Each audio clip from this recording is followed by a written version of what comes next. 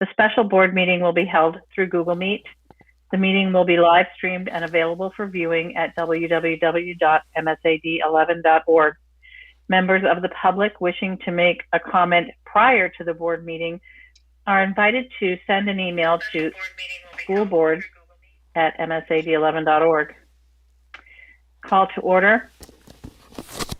Board members, roll call. Pat, would you do the roll? Yes. Becky Fless, Yay. Veronica Babcock.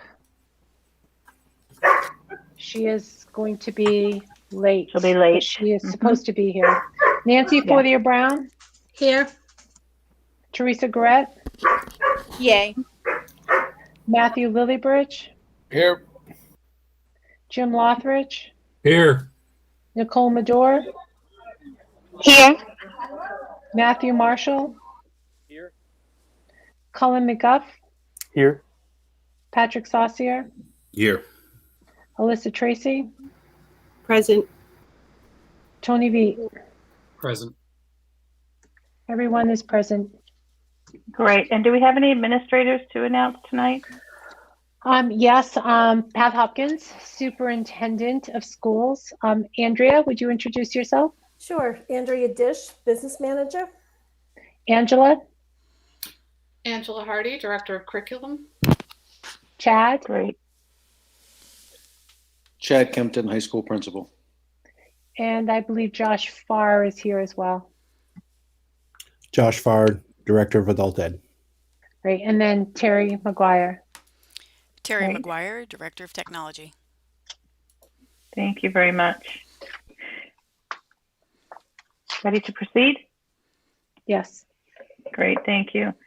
The first item on the agenda is public comment community letters regarding critical race theory. Over the last couple of days, we've had some public concern over a summer reading assignment through the AP program that is an elective. And we have some community letters, some committee members who have written to us. So Pat is going to read those letters, and then we'll proceed from there. Great, thank you. All right, the first letter that I have here tonight is from Jeremy Porter, and he asked that I read this letter during the public comment, that we add it to the minutes, and would like a response in how the board plans to address the issue. So he says, I am writing to you to hopefully begin a dialogue regarding the MSAD11 Curriculum Committee's input and oversight to what is currently referred to as challenge materials. I have recently learned about a book that is being used in the Gardiner area high school English classes that I believe is written by a very biased, controversial author. I have reviewed the MSAD11 school board policies concerning challenge material and understand the process as it relates to filing a complaint, the review procedure, escalation process up to and including resolution. However, that's not how I choose to proceed. I am asking the curriculum committee to begin, if it hasn't already, evaluating some of the controversial topics in today's society and update certain policies, if deemed necessary, to ensure that our district's children are receiving accurate, unbiased, equally balanced materials so that they can find themselves, not be told who they can and cannot become. I would encourage the curriculum committee to evaluate these topics. This is not meant to be in any order, just my thoughts at this time. 1619 Project and Critical Race Theory. Liberal and Democrat political views contrasted with conservative Republican views or any other political viewpoint for that matter. Biology, transgenderism in particular, and the biology of a biological male and a biological female. Bias. Educator bias is becoming more prevalent in more classrooms. This may be difficult to tackle via curriculum, but I've noticed some wording in current policies that may either need updating or retaining of the staff. Furthermore, educators are bringing more and more biased attitudes and materials into the curriculum.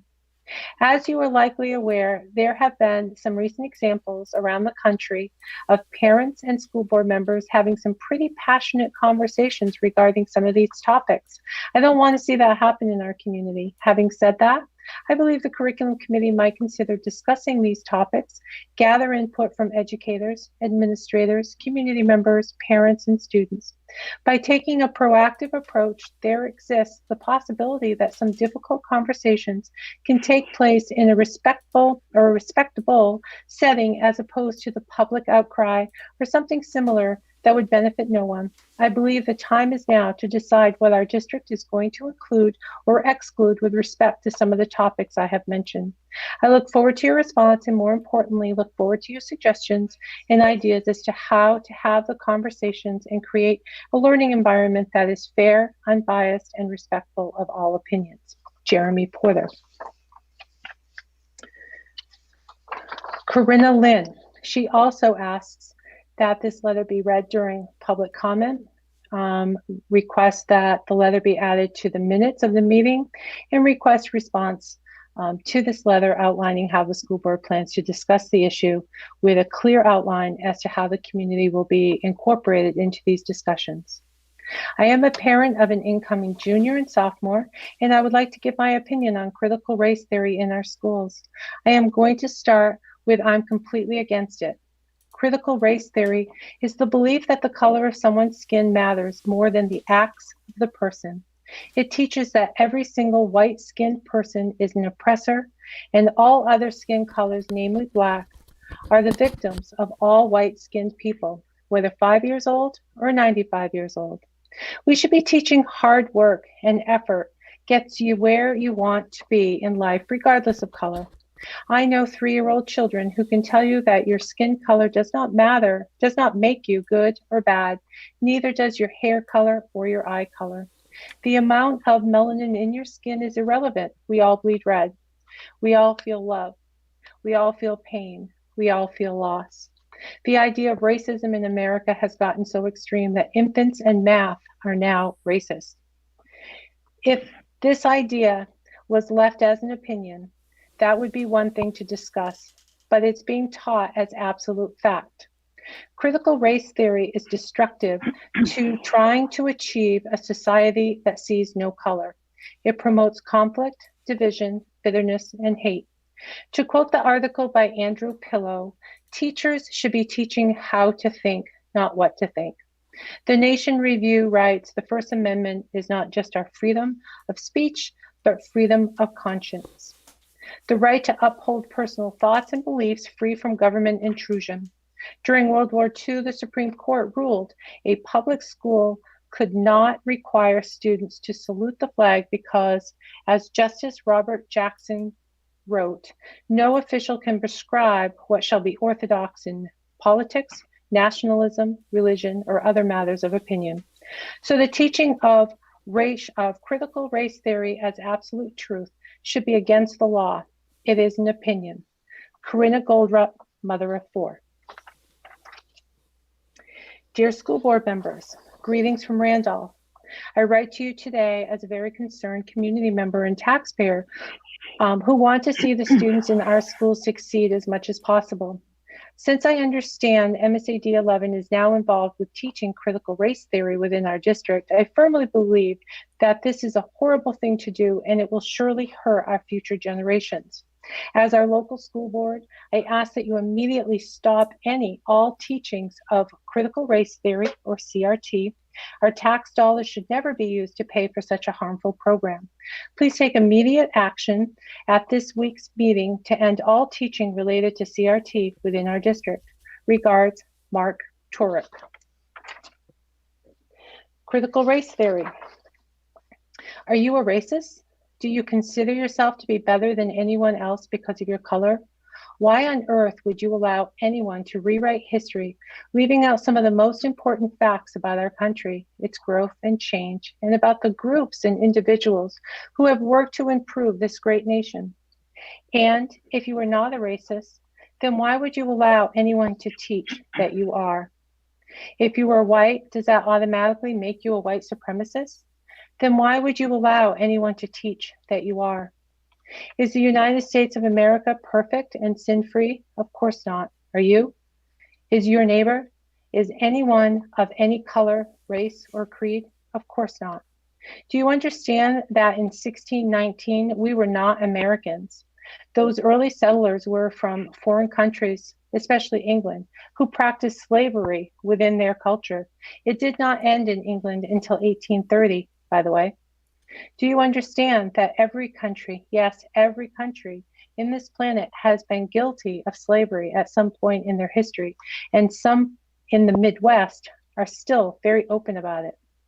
Do you understand that worldwide human trafficking is the modern day slavery, where children, men, and women of all colors are sold for sex, organ transplant, cheap or no pay labor, and human sacrifice, yes, human sacrifice to satanic gods for blood, and in some cases, consumption? That is what needs your attention. Do you understand that critical race theory is meant to divide us? It has nothing to do with uniting any of us in goodwill toward one another. It seeks to obtain wealth, reparations, and privilege by claiming to be victims of heritage, and seeks revenge for actions hundreds of years ago when you weren't even here or responsible for those actions. Do you understand that over the last 400 years, our country has grown and changed, not on the back of Black slaves, but on the backs of every man, woman, and child of every color, Black, brown, yellow, red, and white, every race, every religion, or no religion, and now fill seats with our political structure, our economic hierarchy, and our religious traditions?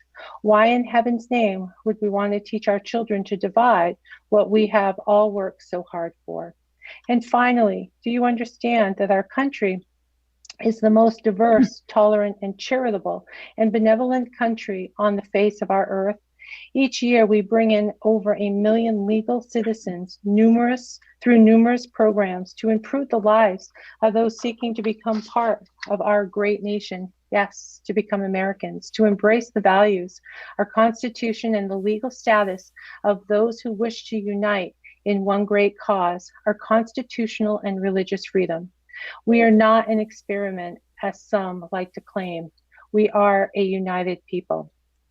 Do not embrace the false doctrine of critical race theory. Teach truth and fact. Unite our children and our citizenry, with kindness and empathy for one another and the human condition. Then they will be equipped to bring further changes and goodness into the makeup of our great nations. With kindest regards, Suzanne Hamilton. Sorry.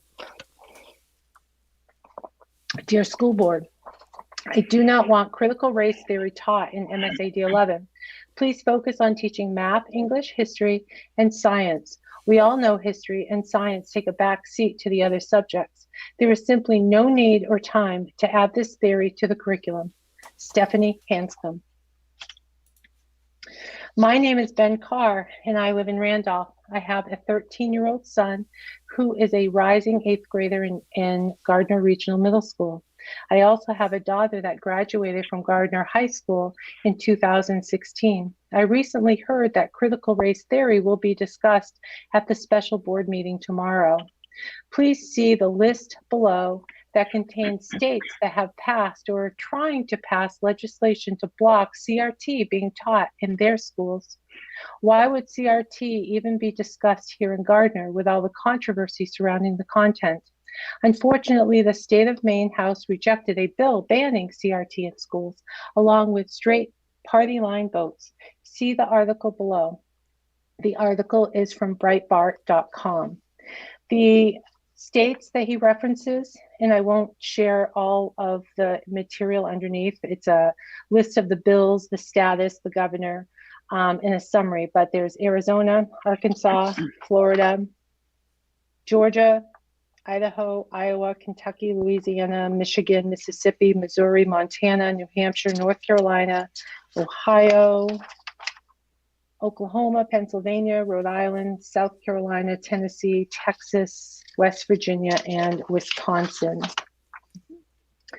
To whom it may concern, it has come to our attention that Gardiner Area High School is wanting to teach critical race theory next school year. As taxpayers for MSAD11 school district, we are not happy that our money will be used to teach hate. It goes against our values and our beliefs. We are not teaching our boys to hate anybody. The material should not be brought into our schools. John and Amber Coram.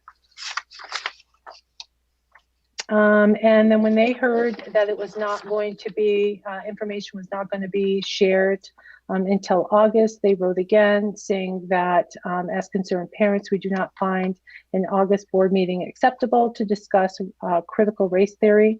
You have enough time before your next board meeting, which is tomorrow evening, Thursday, to make critical race theory your top priority. We do not and will not be teaching our boys to look at skin color. And that is exactly what critical race theory is all about. There are a lot of upset parents over this, and I know parents have emailed you letting all know their concerns. As school board members, it is your job to listen to the parents' concern. John and Amber Coram. That's all that I have that went to the entire school board.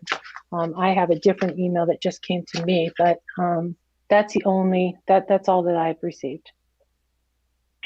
Great, thank you. I think Angela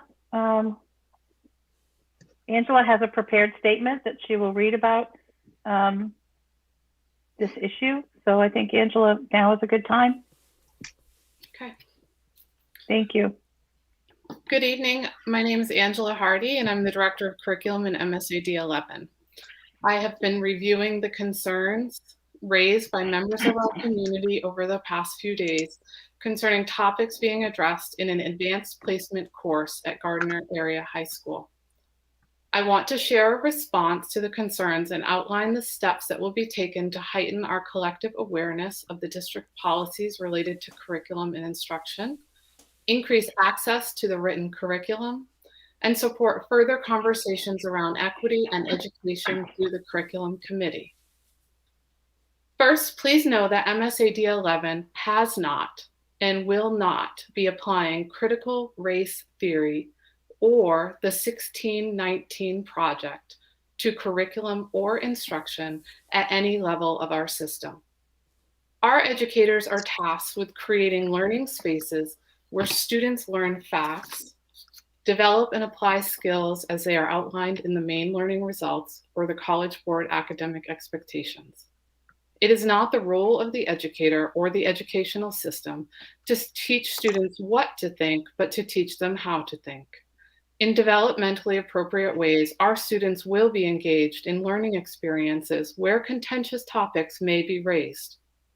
In these instances, the educator's role is to ensure that students examine the varied perspectives, have skills to discuss the topic with others using evidence, learn to listen to opposing viewpoints, and develop their own opinions. A common goal of our educators is to equip the students with the skills and tools to move through that process effectively while facilitating respectful dialogue.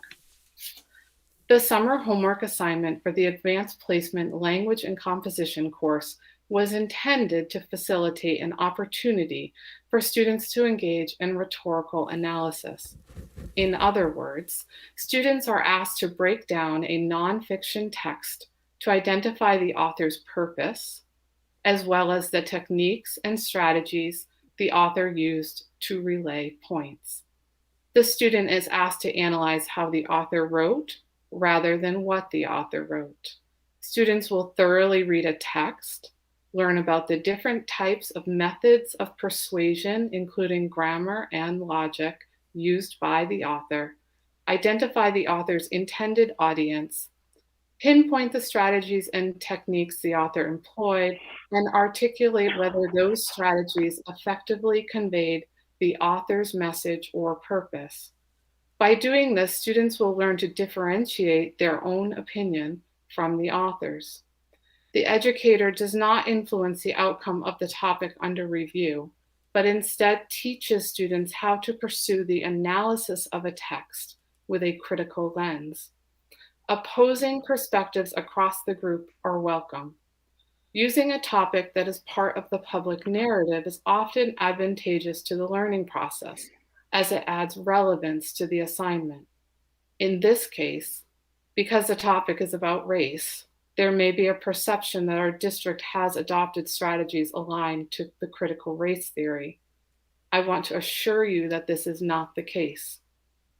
Ultimately, we want our students to develop skills in how to learn new information, think critically, and form opinions after reviewing multiple perspectives and ample evidence. Understanding the instructional objectives allows us to be flexible in our approach to learning. After revisiting the assignment with the high school team, we've opted to strengthen the element of choice. Excuse me. The advanced placement class is a college-level course that is optional for students to take. The introduction to the assignment has been rewritten to focus on the learning objectives, outline the expectations around the type of book that needs to be read, and allow students to self-select a book that reflects those expectations. While students may continue to select texts where race is the focus, they may also select another topic or type of nonfiction text that will meet the learning objectives. The assigned tasks of writing a paper and preparing a presentation remain in the summer homework. The updated assignment will be sent tomorrow by email to students registered for this course. In MSAD11, our students will continue to be exposed to diverse literature that reflects our history and our society. There may be times when students read a text about families from different cultural backgrounds than the student's own background. There may be times when issues of race are prevalent in the text selected for a course. Through the design of the curriculum, when that happens, the focus is on the identified learning objectives, not an external framework or personal agenda. When families are curious about the learning objectives and the decisions that went into the text selection, I highly encourage them to reach out to the teacher. Seeking to understand is encouraged and welcomed. If that isn't satisfactory, our leadership team welcomes an opportunity to have a conversation. Our system will continue to improve and can be responsive when we listen and learn from each other. As I stated in the beginning, it is important to me that our community continue to have access to our curriculum. In my 3 years in this district, I've established K-12 curriculum committees of teachers and leaders across the district. The committees are organized by content area, with the board-level curriculum committee acting as the overseer. I have established an MSAD11 curriculum website, and over time, I am uploading the K-12 curriculum for public access.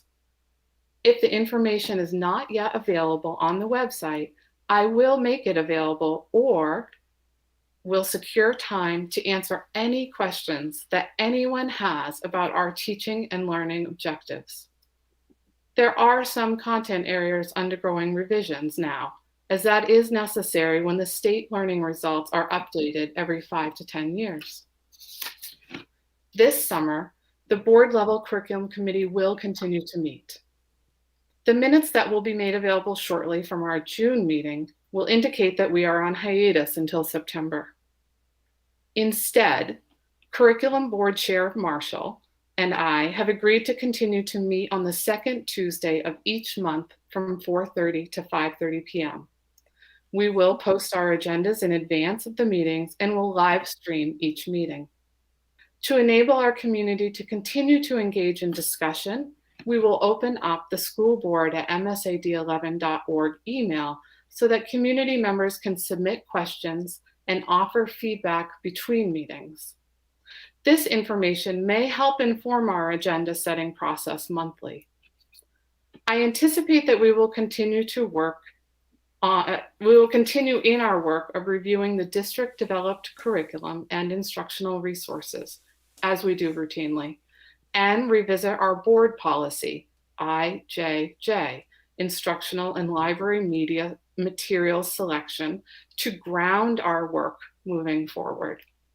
We will also start the discussion around equity in educational space. For example, what do we mean by the term equitable outcomes for all learners? Notably, there were questions about educator bias and bias training, and I believe it would be appropriate and important for the board members to fully unpack those terms and the potential relationship to the educational system. We continually revisit our role as educators or facilitators of learning. Although the way in which the AP assignment was written caused concerns about bias, that was never the intent, which is why the description of the assignment was adjusted and the element of student choice was strengthened.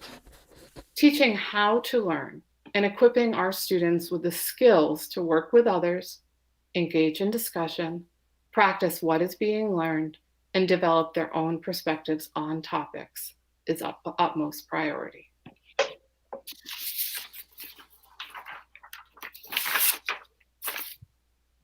At this time, that is my response. Angela, I'd like to thank you for the time that you've spent and that we've been able to spend together yesterday and today, talking through these difficult conversations. The time that you've spent reaching out, working with Chad and with the staff in the high school to redraft this in a way that that hopefully helps to grow public trust in the work that we're doing.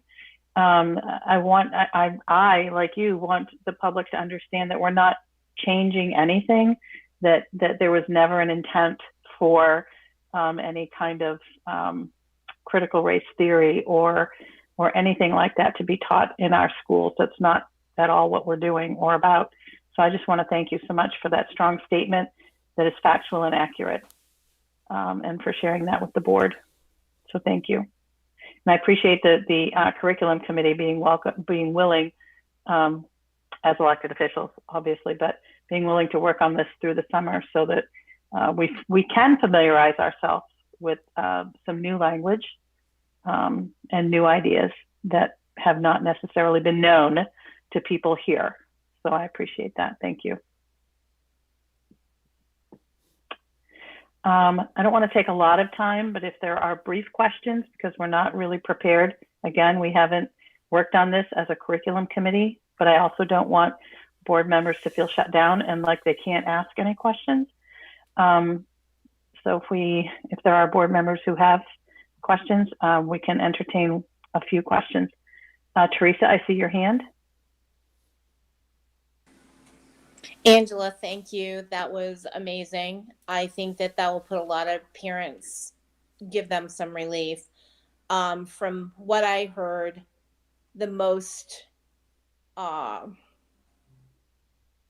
important thing or the most critical thing that grabbed most of the parents was the titles and the authors from the reading list. Most of them are a little radical compared to last year's reading list. So that was their, from what I understand, big concern. So I think you really addressed it amazingly well, and I really appreciate that. Thank you.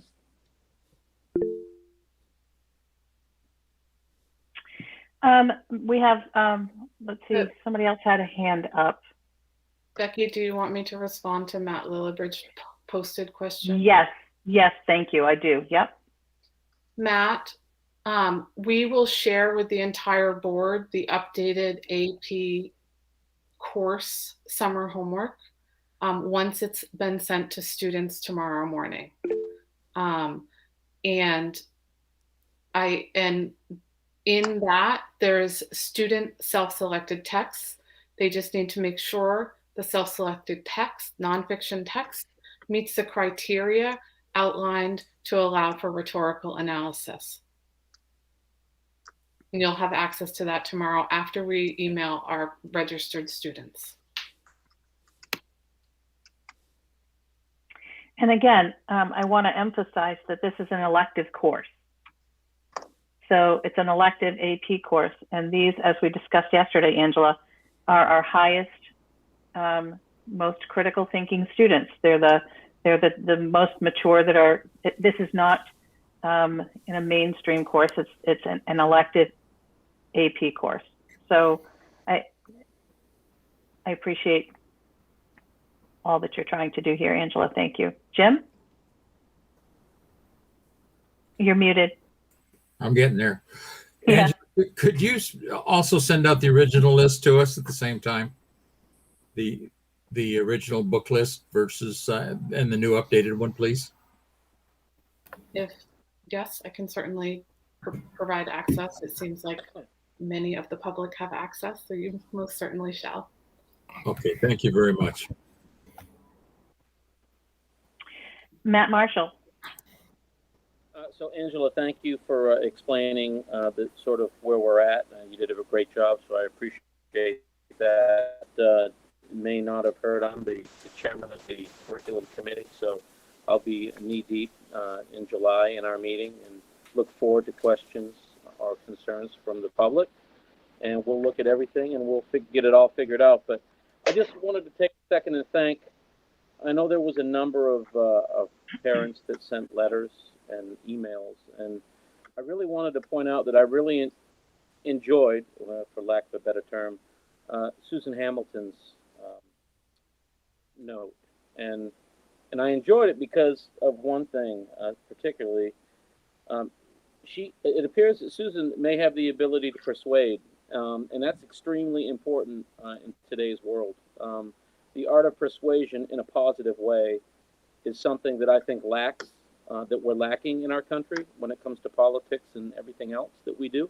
And I will also say that I'm not sure that I thought I had seen an email that was extremely rude and very confrontational. I don't think Pat read it. I'm not sure why, but and it was one of those emails where you will do this, you will do that, or you will get voted out. And frankly, I've never approached what we do or what I do on the board worrying about what happens next November for me.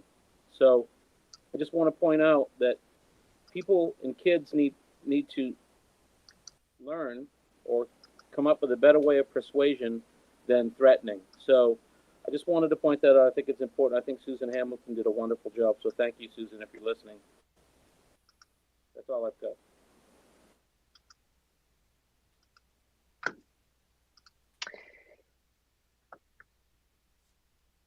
I would just say if there's another email, I don't have it. I was just skimming through. So there's a potential that you received it and I did not. So I've read all the ones that I was included in. Thank you, Pat. Tony? Yeah, and I think I saw Matt had his hand up, but yeah, just wanted to, Angela, I appreciate you summing up our approach from the district so well, and I do appreciate hearing the concerns of the parents and families that did write in. I'm wondering if what I'm hearing is the concern about teaching critical race theory. I didn't hear anything in support of it. I'm wondering if there's either not enough notice for this agenda item, or if there's other people that do have other opinions that we're not hearing from. I just want to make sure we balance that out in our process. I think, Tony, that by continuing this conversation through the channel of the curriculum committee, by posting our agendas monthly, by allowing communication to continue to be accessed through the email to help us better understand people's perspectives and further inform agenda setting practices, that we may have a broader understanding of how our community understands the situation at curriculum and instruction. Is what I gather, but I appreciate your comments. Thank you, Tony. Matt Lillybridge.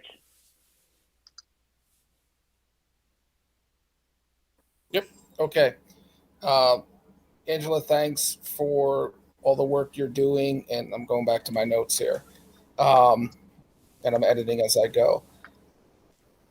I wish I had the same rosy outlook as some of the others, but it was a little disheartening to see the emails, to say the least. The teachers are employed by the district for a reason. And while I can appreciate healthy debate as much as the next person, hysteria is not healthy debate. Thanks for Matt, Marshall, and Angela for, instead of taking a well-deserved break on Angela's part, we're going to push through with curriculum meetings this summer. And I was absent for a huge chunk of them this year because of work requirements, which isn't an excuse, but I'll definitely be there for these summer meetings. And I have no doubt that Angela and Matt and the other people on the curriculum committee will be researching any initiatives that are put forth or reading lists and stuff like that. And I just wonder if the people who are sending the emails use the same type of thinking before they blast out something. Critical thinking, which is one of the core factors of this AP class, is, an amazing skill, not practiced by everybody. And the fact that, it's an elective and we want them to foster more critical thinking by maybe looking at things that are a little different from the norm, especially in a state like Maine. But, the hysteria that happened is designed to cut it all off at the knees. And I don't mean to be a Debbie Downer, but just a little bent out of shape, to say the least. Thanks. Matthew, thank you. I really appreciate that perspective. Jim. Get my finger down. There we go. I've been thinking about this for the last 2 days. When I first got the first notice, I saw a bunch of things in my email about CRT, and I'd never heard of it before.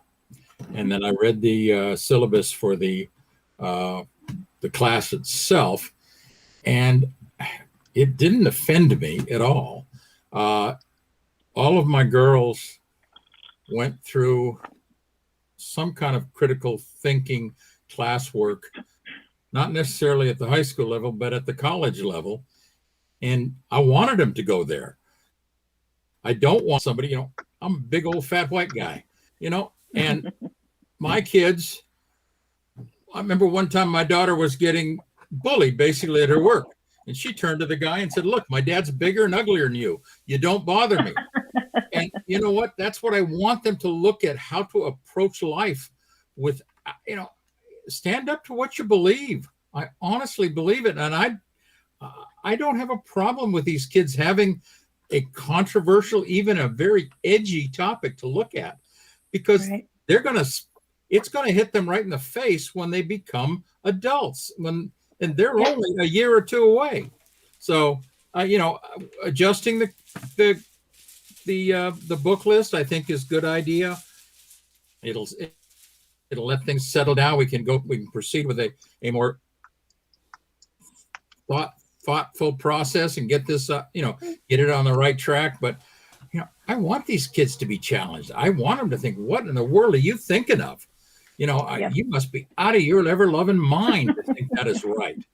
And because somebody will tell them that. Somebody will make that choice and put out something.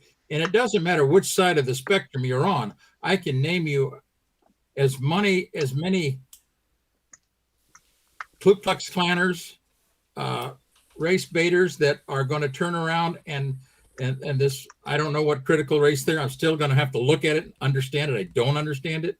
But those type of programs that say that every guy that is born in one color is causing a problem for every other person that's raised in another color, I don't care about that. I want them to be able to look at it and think about what we need, what their own opinion is, not what mine is. Who cares? So anyways, that's all. I'll shut up and leave you alone. Jim, thank you. Colin. Thank you. Hey, Angela, just so that I'm super crystal clear, and also for anybody who's listening is crystal clear, the curriculum that we're talking about, this is just for an elective course? Yes, this is an elective college level advanced placement course. Okay, that's what I thought. And I just want to name the elephant in the room, which is at this moment in our country, both support for critical race theory and opposition to critical race theory as ideologies is smack dab in the middle of our political process. Like, it's active. People are using it as part of the next election cycle. And because of that, and because of the course that this is being included in, I think it makes sense. You know, students at that level who are, you know, off for college and beyond, understanding the system that they're in and the conflicts within the system they're in, and be able to evaluate them critically, that's what you're supposed to be doing. So as long as you feel confident that our educators are teaching that critical evaluation, I mean, that's the moment, that's the hot topic. And I mean, the course is entirely designed on understanding, as Matt said, what is the author's perspective and bias, and what evidence are they using to support that perspective, and then to critically review and analyze that, and then develop your own solid opinion across a suite of experiences and analyses. And to be fair to the educator, you know, that is why the educator selected a topic centered on race. I understand the concern with the book list, and yet all of those books are vetted resources as options, and the student self-selected choice was always an option. But we don't believe that was clear and effectively communicated. And so we've come back to what are the learning objectives of the course, as I both outlined in the writing and just clarified now. It is about that rhetorical analysis, and I broke down what that means in my discussion, and then made clear that those are the objectives we're trying to achieve, and we can use a variety of texts to do so. And so by adjusting the framing of the course, and by creating space for students to self-select a text that meets the criteria for rhetorical analysis using nonfiction, then it will create, there may be some conversations about race, because it will depend on what the students self-select, but there may be many other conversations and opposing, you know, very a broader spectrum of texts that are entered into the classroom for that critical analysis. That's great, thank you. When I think back to my own schooling, some of the things I disagreed with most strongly were the ones that I think gave me the most growth as a person. So thank you. Thank you, Colin. Teresa? So being a mother of 3 AP English students, it is an elective, but it's also an elective that you want to take for your college applications. So I think that should be made clear. You have better chances to get into particular schools if you take AP English. So anybody that's college bound or thinks about being college bound would absolutely take AP English. So call it an elective, but it also reflects your college. I think what most parents were upset about, because I do have the letter, the reading thing, is that most of the authors on the page are radical, Black, in your face, summer of love, which I didn't find it to be a summer of love, nor did many people. I think this is what really bothered the people, the parents. The reading assignment said, how would you define social justice and racial reckoning? White privilege and authority. It's, you know, I personally, as a parent, I would have a problem with this. I'm happy that, Angela, you've changed it. I have color in my family, or is that politically incorrect now? I don't know. I have Black, Puerto Rican, Filipino. I see no color. So I think that, and I'm not saying, you know, Maine Maine doesn't have a lot of color. They don't have a lot of diversity, and I understand that. I just think because the kids were given this list and given this reading assignment, the first one, they were upset about this. This is what they were upset about, because a lot of authors on this list are critical race theory teachers. They believe in critical race theory. I think that, in all fairness to different people that wrote in, and me as a parent, and our children are our future, I think that is what they've had a problem with. There wasn't a big selection of authors. It was given to them. This is what you choose from. This is what we will be answering questions to. And that was the problem. I think, Angela, you have rectified the problem. I'm very proud of you. I'm very happy that you did what you did. I think most other parents will agree with me. And I'm happy that this is going the way it is. I just want to add very clearly, the entire English department has many of them have met over their summer break to discuss this issue and to consider what is the non-negotiable, which is the learning objectives and skills, and then where is the appropriate level of choice, and that this is a collective decision, and I am the voice to support a collective decision. Thank you, Angela. And we're going to close this portion out and move on. I'm glad that we've had this conversation. The work really is going to get done in committee.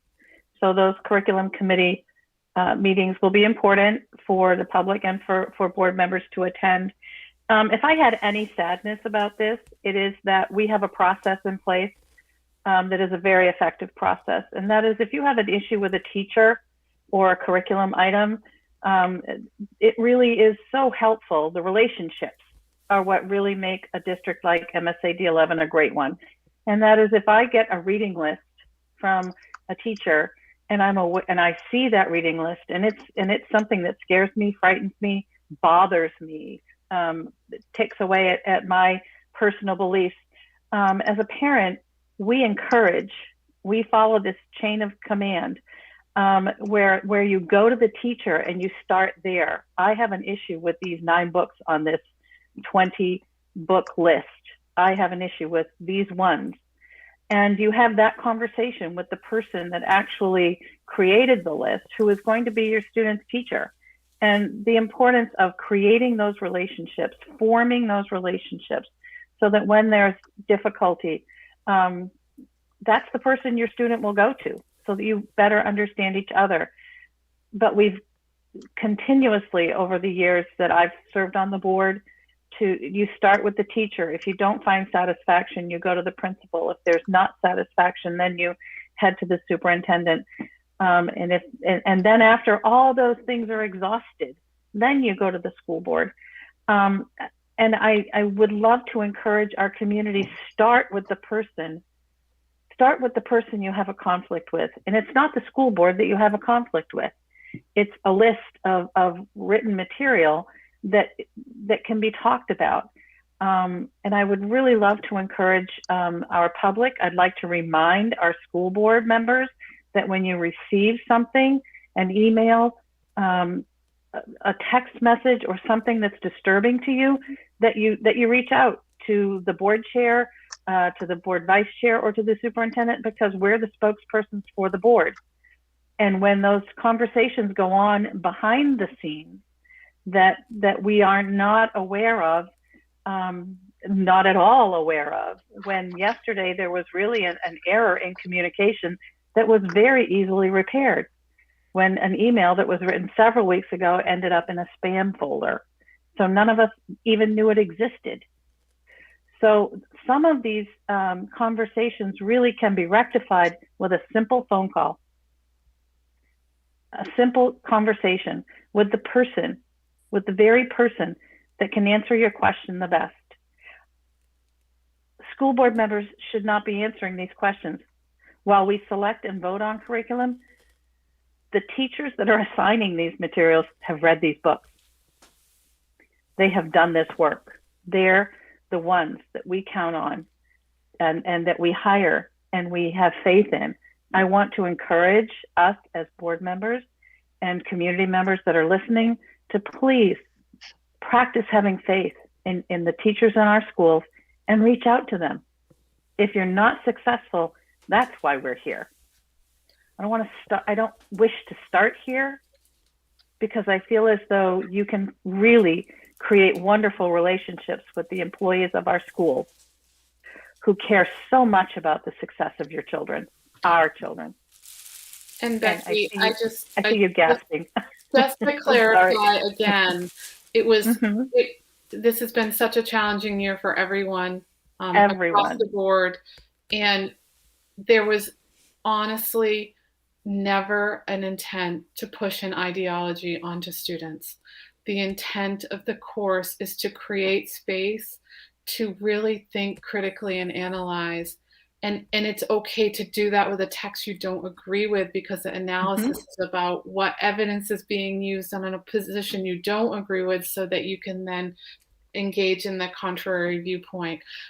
However, understanding the context, as Colin explained, that we're in our society and in our nation, understanding all that we've gone through recently,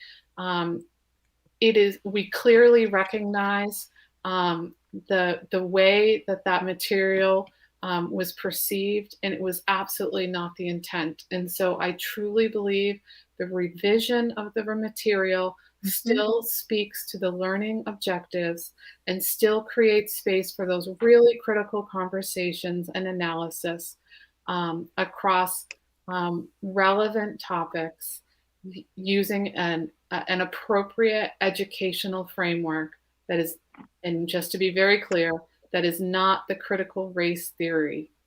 And so I appreciate Becky's statement.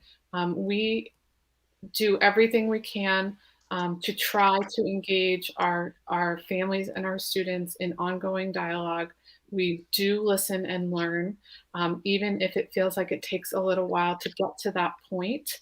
It's always a process when you have a lot of people involved. And we hope that we can be engaging in mutual behaviors where we can all equally listen and learn and grow together. And I trust that we can do that in this district, and that our staff values your students, your children, and wants what's best for them based on their role as educators and your role as family members. And so please, I hope that the response is satisfactory for now, and know that we will have continued work and create lines of open communication at the district level as suggested, but also in the future, as Becky suggested. Please keep that dialogue open and seek to understand. The more you ask in a way for seeking clarity and understanding, the more we'll be able to move forward together, and also ask questions back so that we can recognize different perceptions and work as a community. So thank you for your time tonight. Angela, thank you so much. And you're absolutely right. We just have to keep working together. So thank you. Thank you for taking time for this. And I think we're ready to move on. So Angela, thank you for joining us tonight. I want to, on a personal note, thank you for this hard work today. And I'd like to wish you a happy anniversary. And I hope that you can now go and have dinner with your husband and enjoy each other, and have this weight taken off just a little bit so you can enjoy the rest of your evening. So thank you very much. Thank you. Take care. And personally, we are just so fortunate to have the staff that we have in the district that gives so much of their time and their energy to be sure that things are done right. Not just that things get done, but that they get done thoughtfully and carefully. And that we have staff that take the time until it's done. So thank you. A special, very special thank you to our staff. Next on the agenda is a vote to approve the computation and declaration of votes dated June 17th, 2021. Is that as simple as a motion and a second, Pat? All right. Yes. I'd like to ask anyone, to make a motion to approve the computation and declaration of votes dated June 17th, 2021. So moved. This is Tony. Thank you, Tony. Thank you. This is Matt. Okay, motion by Tony, second by Matt. Pat, will you call the roll? Yes. Becky Fless, Yay. Veronica Babcock. Has she been able to join us? No. She has not. Nancy She's been texting me. Oh, okay. Nancy Fortier Brown, Yay. Teresa Garrett, Yay. Matthew Lillybridge, Yay. Jim Lothridge, Yay. Nicole Madore, Yay. Matthew Marshall, Yay. Cullen McGuff, Yay. Patrick Saucier, Yay. Alyssa Tracy, Yay. Tony Beat. Yay. That's unanimous. Great, thank you so much. A vote to approve the warrant for assessment of tax, the assessment schedule, and notice of installment. May I have a motion, please? I'll make the motion, Becky. Alyssa. Thank you, Alyssa. Yeah. May I I'll have a second it. second? Thank you, Jim. Pat, would you please read the roll? Becky Fless, Yay. Nancy Fortier Brown, Yay. Teresa Garrett, Yay. Matthew Lillybridge, Yay. Jim Lothridge, Yay. Nicole Madore, Yay. Matthew Marshall, Yay. Cullen McGuff, Yay. Patrick Saucier, Yay. Alyssa Tracy, Yay. Tony Beat. Yay. Did I miss anyone? No, I guess I just don't know how to check. Sorry about that. That was That's unanimous. okay. Great, thank you. Now we have committee reports. There are two, the minutes from April 13th and May 18th, the minutes for the Finance Committee. Those two meetings were in your packets. So they're there for you to read. I don't feel like I need to go over them again. So those are there for your reading enjoyment. Policy, Tony? Sure. So we had a policy committee meeting on June 3rd, and we have I guess, a bundle of policies we reviewed, had good discussion around so the first bundle for a first reading, and then the second reading for two policies that we saw at our last meeting. I guess, actually, do we want to do these as two separate ones, Superintendent, or? No, I'm happy to do it as one motion unless there's an issue. Great. So I would put forth a motion to accept the first and second readings for the policies as listed, and the minutes and policies are in the body of the revised agenda. Is that a motion? I'll second it if it is. Yes, on the motion. Alrighty. Thank you. Thank you, Yeah. Alyssa and Tony. Pat, would you read the roll? I will read the roll, but before I do, I just wanted to bring to the attention of the board that under policy GE-R, it still labels it one of the holidays is Columbus Day, and as you know, in Maine, it's now Indigenous Peoples Day, and I overlooked that. So that correction will be made prior to your second read, okay? Thank you. All right, Becky, you're welcome. Becky, well, you can thank Cullen for bringing that to my attention. Thank you, Cullen. Becky, Becky Fless, Yay. Nancy Fortier Brown, Yay. Teresa Garrett, Yay. Matthew Lillybridge, Yay. Jim Lothridge, Yay. Nicole Madore, Yay. Matthew Marshall, Yay. Cullen McGuff, Yay. Patrick Saucier, Yay. Alyssa Tracy, Yay. Tony B. Yay. That's unanimous, Becky. Great, thank you. Notes from the Wellness Committee. Yeah, they just as written, Becky. We had a quick meeting. We were able to get a quick jaunt around the track, and we got to check out the new turf field at the same time. It was a little rainy, and then we just had some reflection and small group that attended, but it seems like wellness may come to a school near you, and I encourage anyone that sees the agenda and wants to join to do so. Thank you. That sounds great. Dropout prevention, Jim? Well, since I didn't get notified that the meeting was going to happen until I had already left for work, I didn't make the meeting. So I'll be glad when we get a schedule that we can keep. So not to be snarky about it, but we'll work on getting started next fall, and hopefully we can get our program up and running properly. Thank you. Thank you, Jim. I believe the chair, the new administrator who will be chairing that committee will be Jared Dumas.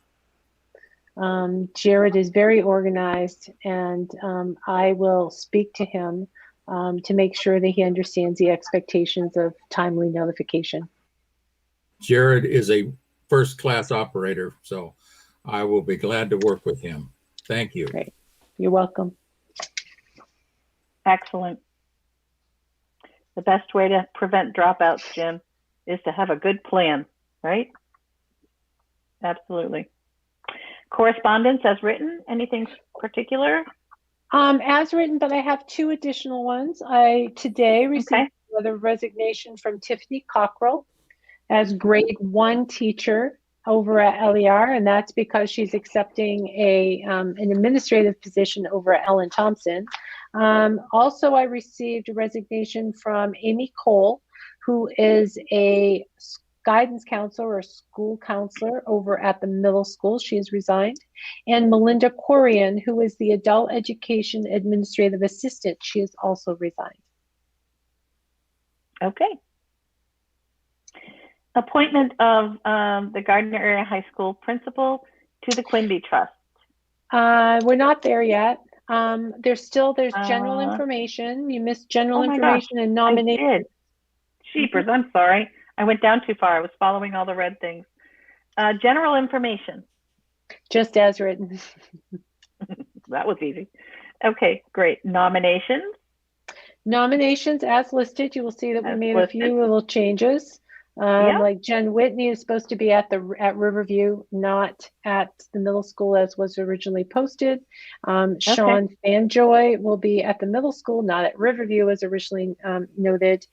We had offered a position to Jocelyn Gray for grade 5 2-year position, and she has now, while she accepted initially, she is now denied or refused the position.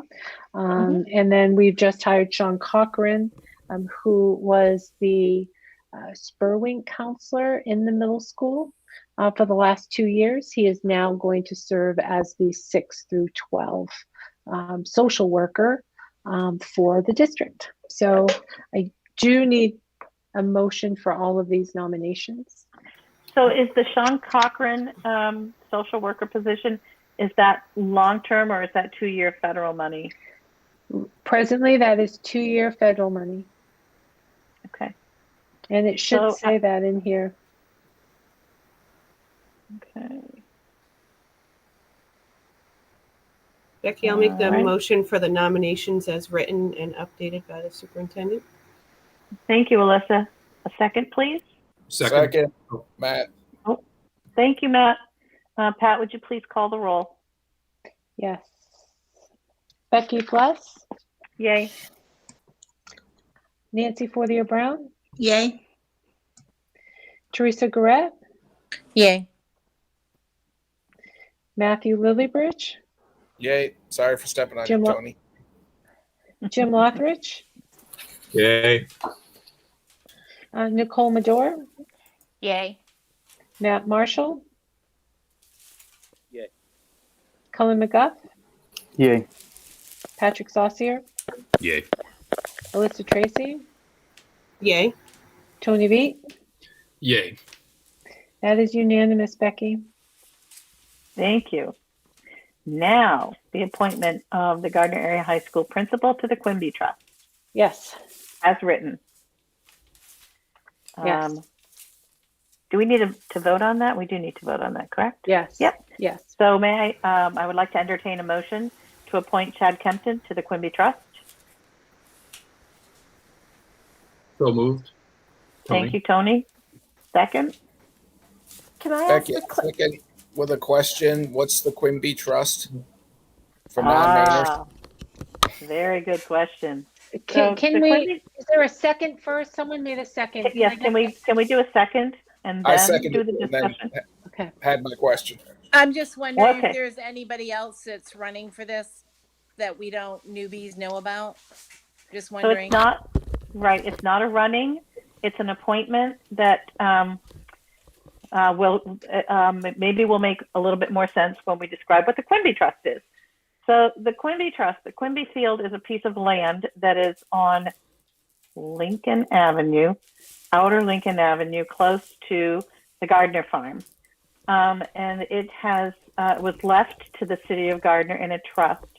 It began, the first language was 1855.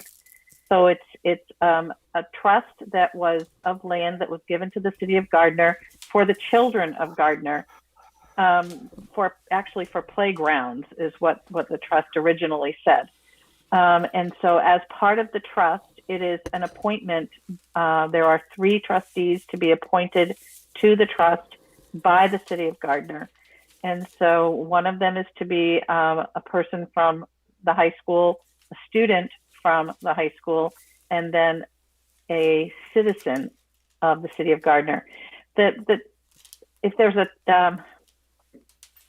a fly in the ointment, it's that all of this was determined before there was an SAD. So it was for Gardiner. However, we are now, since 1964, MSAD11. So with that in mind, the election of how the trustees are selected has not changed.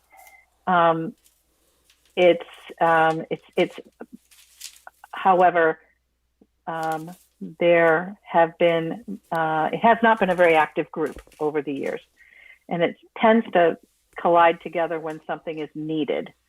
So what has happened over the last month or so is to sort of try and coordinate it, get trustees appointed through the city. We met today. We've been meeting for the last couple of weeks, but today we met with the mayor, the city manager. Mr. Kempton was there, the new trustee from the city of Gardiner, Ron Trahan, and I was there. Chad, feel free to jump in if I'm missing anyone. Wyatt Chadwick, who is the student, was not in attendance today. So it's the goal moving forward. I'm sorry, go ahead, Chad. Becky, there was representatives from the Gardiner Youth Football and Gardiner Youth Baseball as well. Correct. Youth, yep. The fields or the entities that actually use the field who sort of possess an eminent domain because they've been using it for several years, many years. So we met today to discuss what should happen moving forward as far as field growth, field change, making sure that the buildings on the storage buildings are secured with locks that have keys. We talked about making certain, so the field itself, the actual ground itself is carried through the city's insurance policy. The entities that use it, Gardiner Youth Football, Cal Ripken Baseball, they have their own insurances for people that are actually using the field. So it really has no cost whatsoever to the district. There's no, the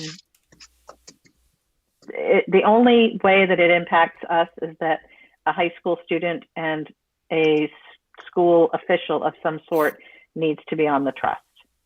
And it's not an election, it's an appointment.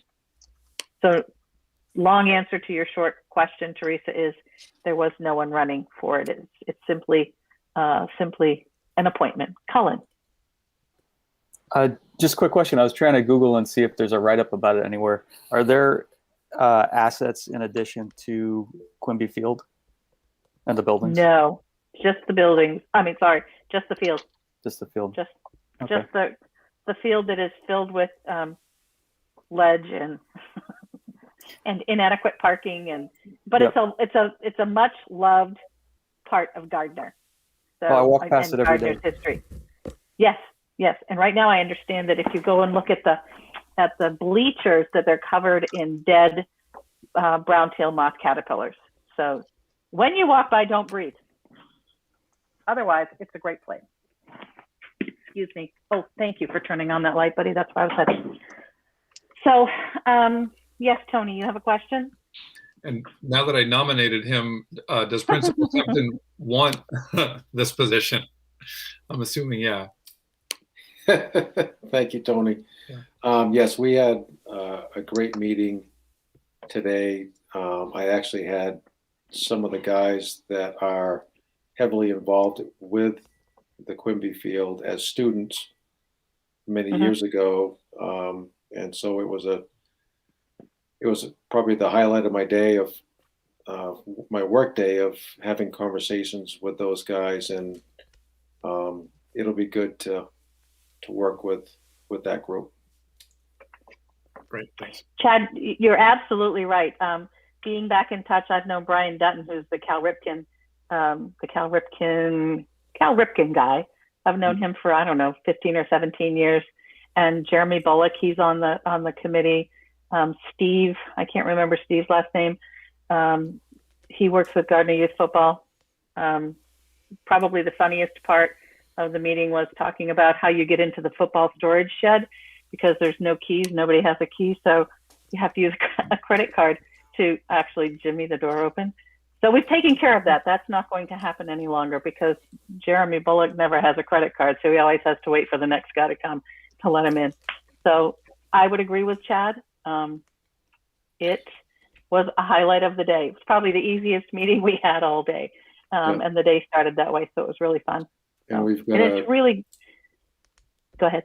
Yeah, we've got a great young man, Wyatt Chadwick, who is a rising junior, who is going to be the student representative on the board of trustees. So the three of us, we're going to get together with the folks that put all the time and volunteer time into the field for the kids in this community on Monday night, and just walk the property, talk about what their needs are, what their goals are for the future, and just try to support them as best possible. So it's going to be fun. I think it's great to see the trust come alive again because it hasn't really had much energy around it for a long time.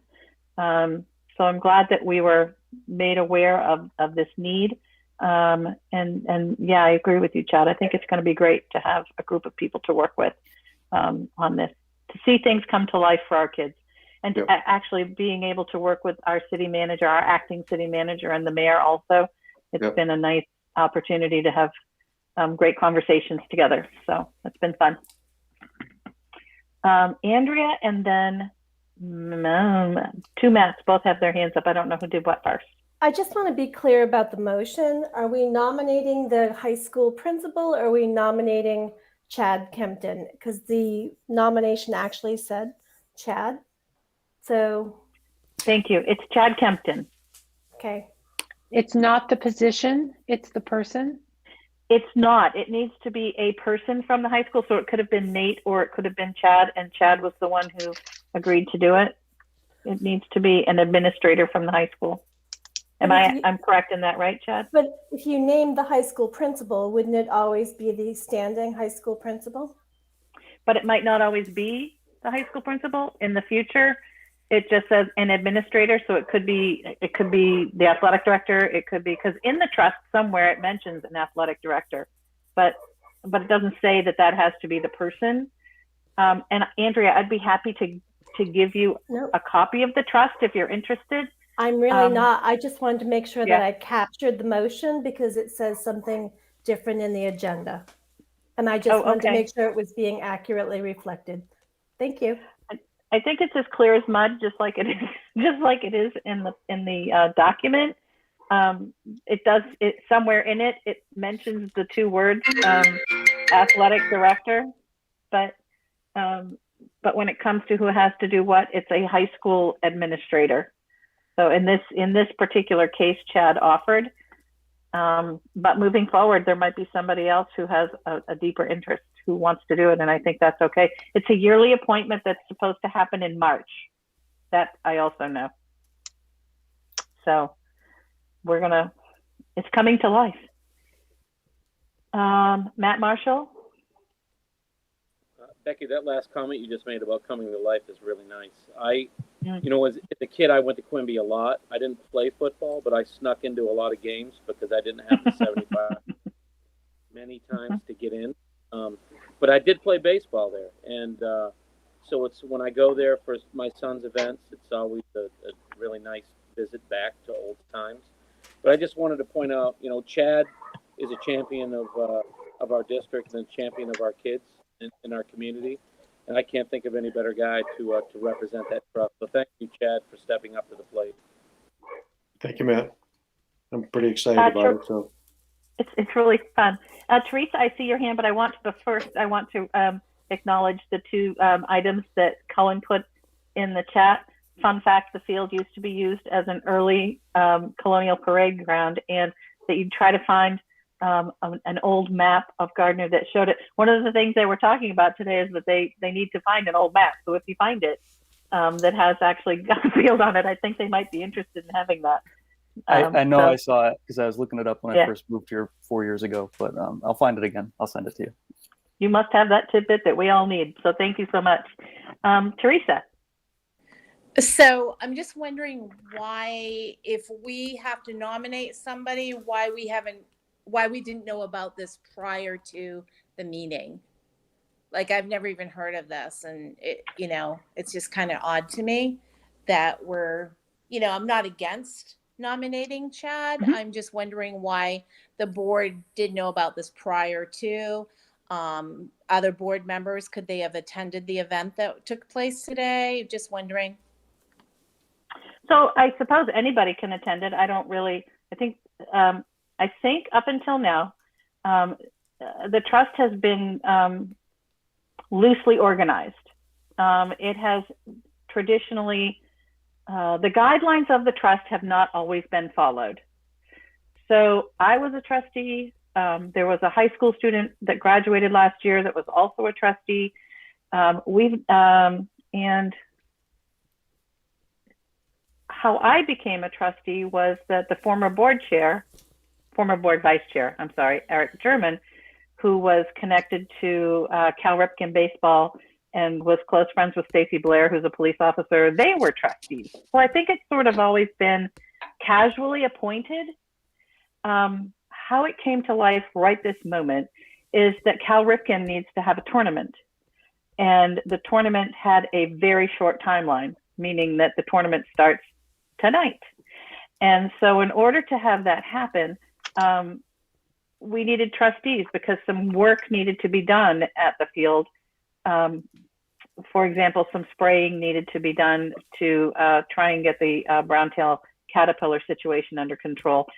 We needed to be certain that we were all on the same page with regard to who takes care of the lawn mowing. And it was really just reading the trust, taking the trust seriously, as it was intended and as it's written. And it just hasn't needed to be done, so it wasn't done.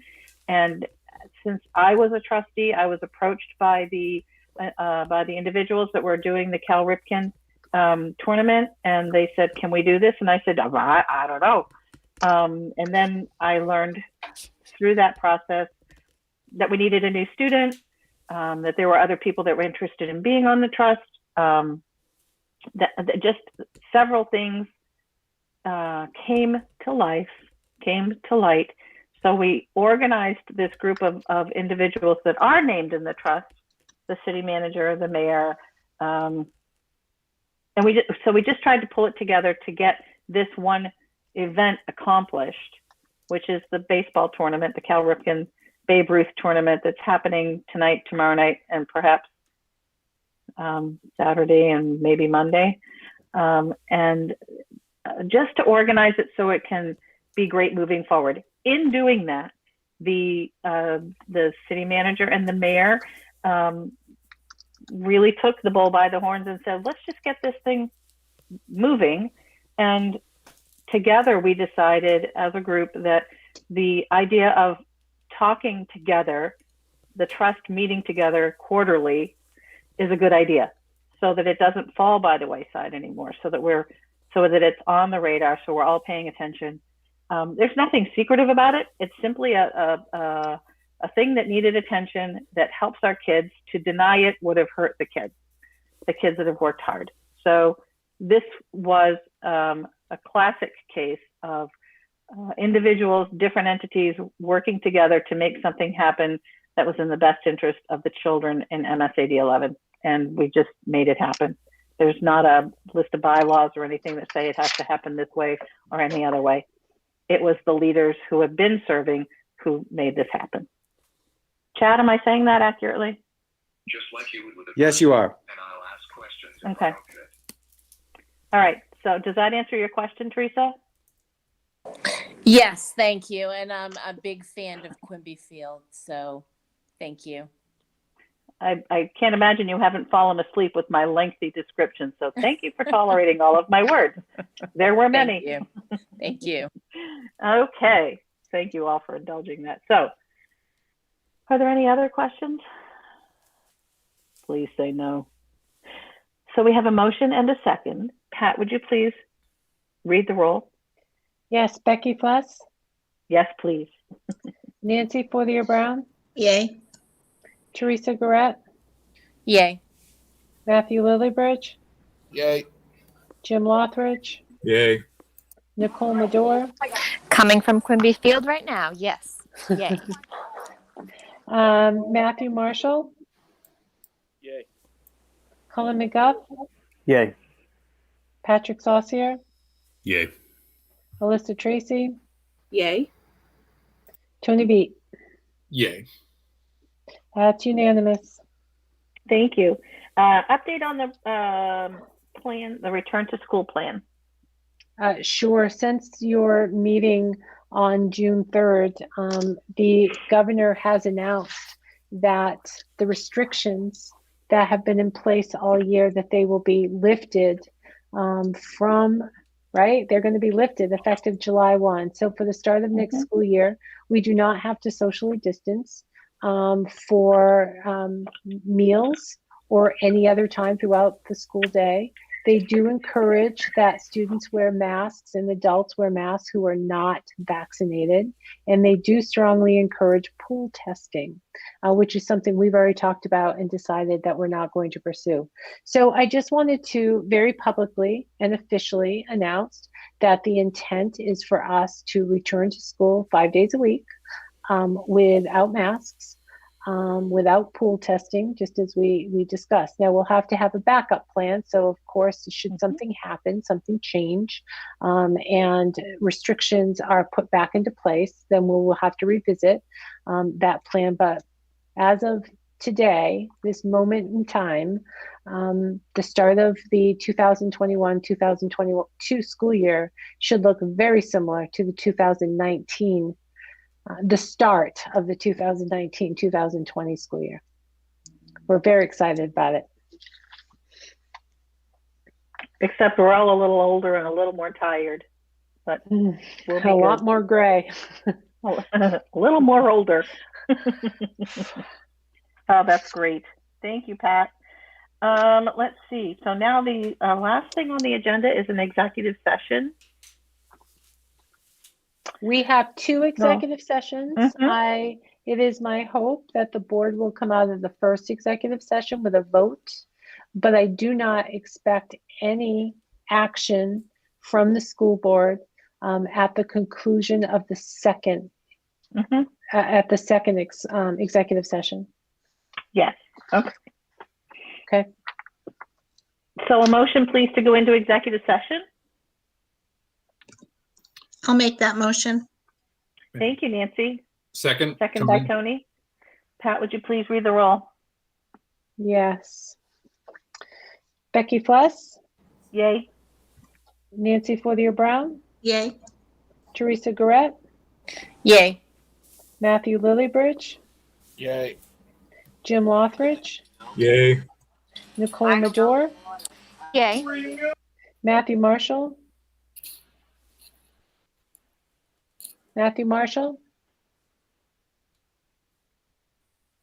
I don't know where Matthew went. Patrick Saucier, Yay. Alyssa Tracy, Yay. Cullen McGuff, Yay. Tony Veet, Yay. Matthew Marshall, Yay.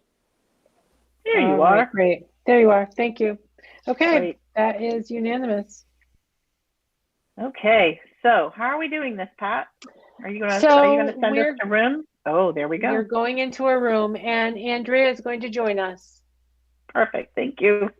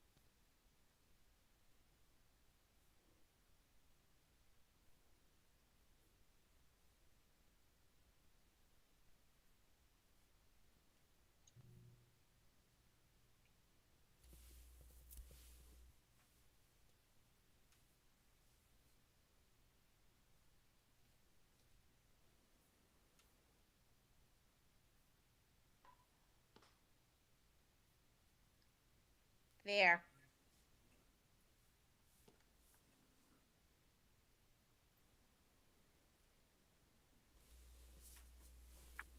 Excellent. We all made it. So great. I have to admit, I forgot how to come back. I was wandering by myself with Teresa in the wilderness very briefly, and Andrea saved us from impending doom and the cliff we could have gone over. So, So Pat, can I make? Yes, Matt. So I make a motion that we sell the modular unit located at Hokefield to Julian Harwood Realty for the price of $15,000. Mm-hmm. To be removed no later than 30 July or 31. To be removed by him, right? By him, yes, at no cost to the district. Mm-hmm. And a second by Tony? Yes. Thank you. Pat, would you please read the roll? Yes. Becky Fless? Yay. Nancy Fortier-Brown? Yay. Teresa Garrett? Yay. Matthew Lillybridge? Yay. Jim Lothridge?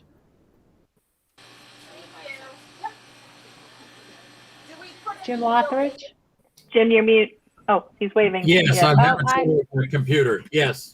Gotcha. Okay. Thank you. Nicole Medor? Yay. Matthew Marshall?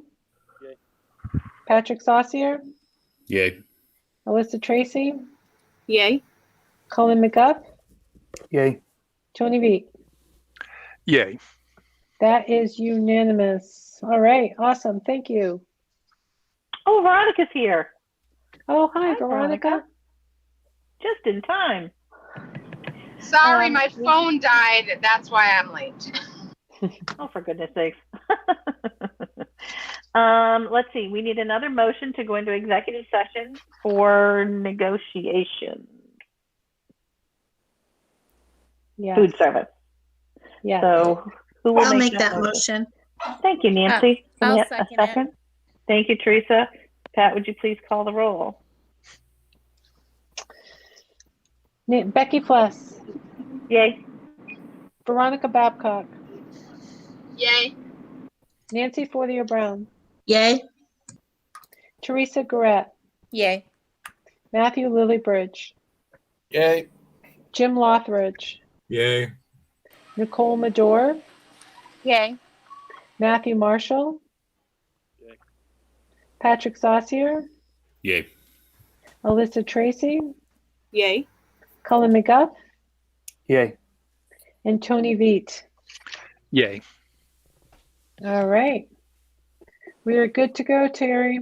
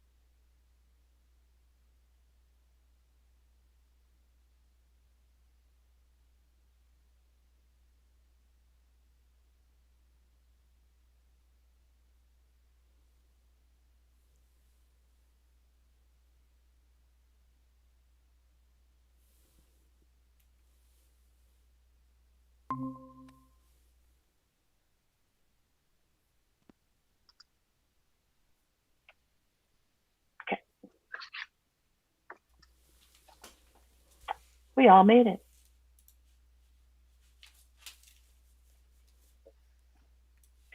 Okay, so now we need a motion and a second to accept the nutrition. No. No vote. There is no, No vote. right, there's no action. No I action, will right? just share information with your attorney. Yep. So that's So all we it. have to do is adjourn. I want to encourage everyone to attend curriculum, but aside from that, enjoy these next few weeks and days with your families and with your friends as we can now sort of breathe more easily. We're not going to be spending our summers creating a framework for COVID-19 so that we can all go back to school in the fall. That's such a great relief. And also I want to just say it's really a pleasure and an honor to work with such a diverse but really wonderful group of individuals that I get to know better and better every time we have a crisis. And also when we don't. So I just want to thank you all for your hard work, for your dedication, for your communication, and enjoy your time. Thank you. Look forward to seeing you all. Look forward to meeting some of you. Colin, I've never seen you. It's going to be, we should come in with masks. Huh? No, let's not do that. Thank you all. Good night. Good night. Good night.